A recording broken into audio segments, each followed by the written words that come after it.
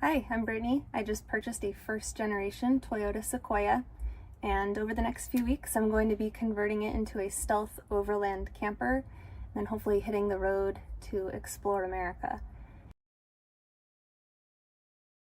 There's going to be a lot of firsts for me here.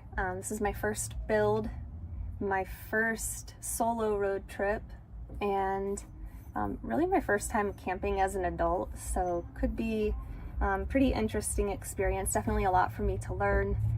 And watching a lot of YouTube videos, following people on Instagram, but definitely welcome any tips. Try to keep them positive because I'm already a little bit invested in here. But yeah, I'm looking forward to getting started. So I've been wanting to do a road trip for a while. Really inspired by just wanting to travel more, but also wanting to be able to bring my dog, which kind of limits where I can go. So I've been thinking about doing a big road trip. I tend to have several weeks off at a time.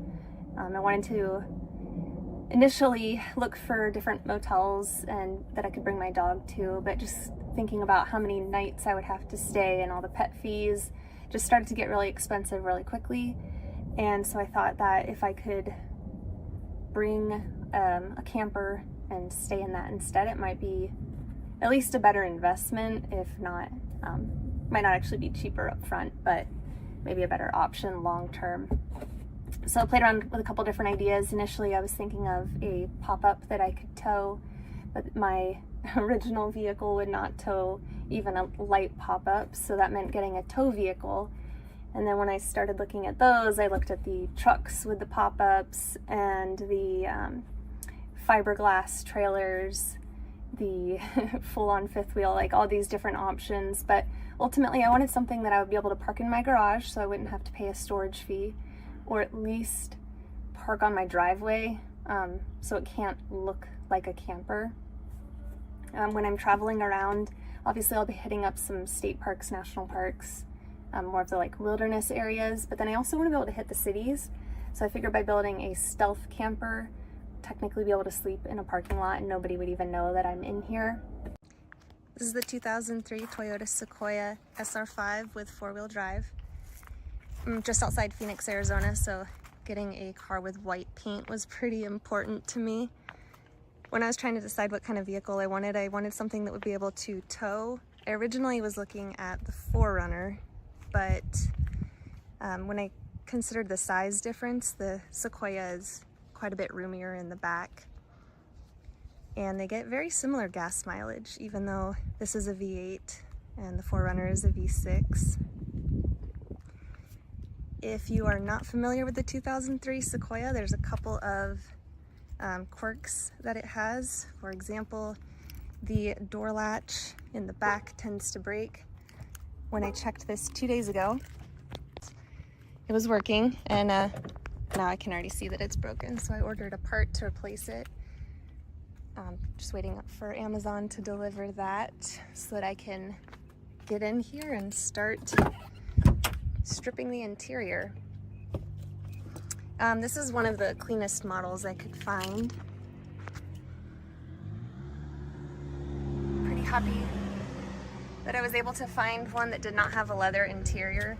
One, leather just gets so hot here in Arizona, but also all of the cars that had leather were completely shredded on the inside. And also avoid animal products whenever possible, so that was pretty important to me. But yeah, I need to be able to open up this back door before I can start ripping out the interior and then start my build. Again, a common issue with these 2003, I think it's really the 2001 to 2004, just first gen Sequoias in general, is this latch breaking in the back. Right now my trunk is actually frozen shut.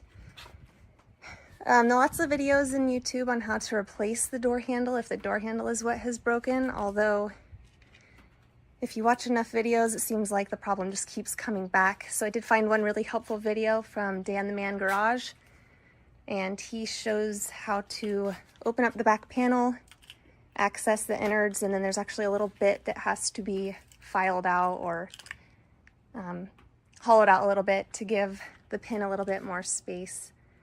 so that the door can open, and then you might still have to replace the door handle, but hopefully we won't have to keep doing it. So that's what I'm gonna try out, and hopefully it will work. Just got the panel off.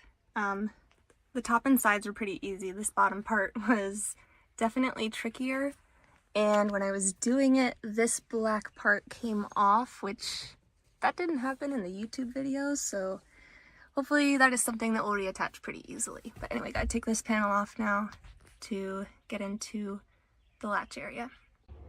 Okay, a couple updates here. I did get the trunk open. It did take a second person to pull on the handle from the outside while I pulled on the little ball attached to the cable from the inside. These were the pliers I initially tried. They were just too large. Luckily I had these smaller pliers from when I used to do some jewelry making stuff. Got this piece out. There is no plastic case like they're supposed to be, but also the cables, the electronics were never attached, so I'm wondering if that is well, that would obviously be an issue, so I'm gonna try to hook that back up and see if it works. But the part that I'll need to file according to Dan the Man is this part right here, and also do not know why there's a string tied to this. So somebody's obviously been in here before trying to do something and obviously did not fix the issue. Okay, I made the mistake of reconnecting the electrical cords to see if this would help, and you can definitely hear it trying to do something now, but nothing's happening. This pin here is not sliding up and down like it's supposed to, but now I cannot get the electrical undone, so hopefully I'll be able to figure that out. And I'm still waiting on the part from Amazon, so hopefully it shows up soon, because it looks like I'm gonna have to replace more than this, or at least watch more YouTube videos. Okay, Amazon just delivered the parts, so I went ahead and opened them up to check everything out. And already I can see that on my piece, I am missing that, which, if I put this all together, well, I forget how I did it, but anyway, it moves the lock up and down. So not really sure how they were locking and unlocking the trunk before. My guess is that it was just permanently stuck in the unlocked position, and then something else failed that made it not open completely. The downside is I need to attach these two pieces, and it didn't come with any screws, so I think I'm gonna have to seal them off of my original piece. So we'll see if I can get the electrical unplugged and get that all unscrewed, and then put this together. Okay, so I got these two pieces screwed together. I was able to get the electronics apart.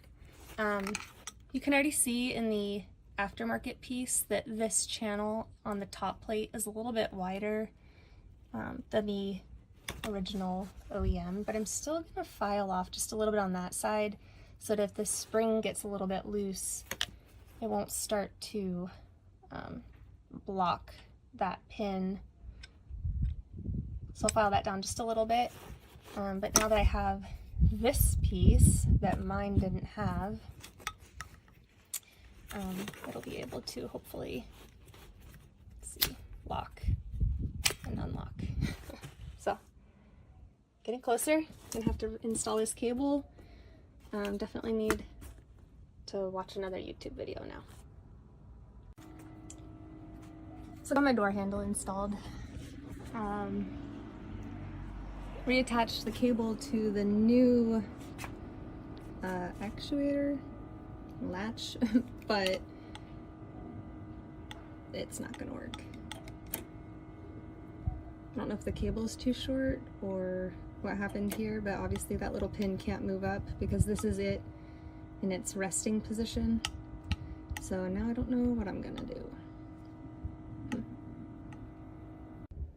I ended up having to, I put the old one back on. It was having the same issue. So I don't know if it's the door handle that I installed or the cable was too short, but we ended up having to drill out a really wide portion of that. Called in my boyfriend for backup, so he brought out whatever this thing is, and we also were using the Dremel earlier. So hopefully I didn't make it so it just doesn't lock, but we'll find out. Just putting the door all back together, but I have a little visitor. This is Forrest. I'm gonna guess there's a lot of food in this car, as well as some other dog smells. Forrest! Isn't he the cutest? Alright. Alright, I got everything reinstalled. Side note, this one came with a backup camera. Absolutely love that. But let's see how it works.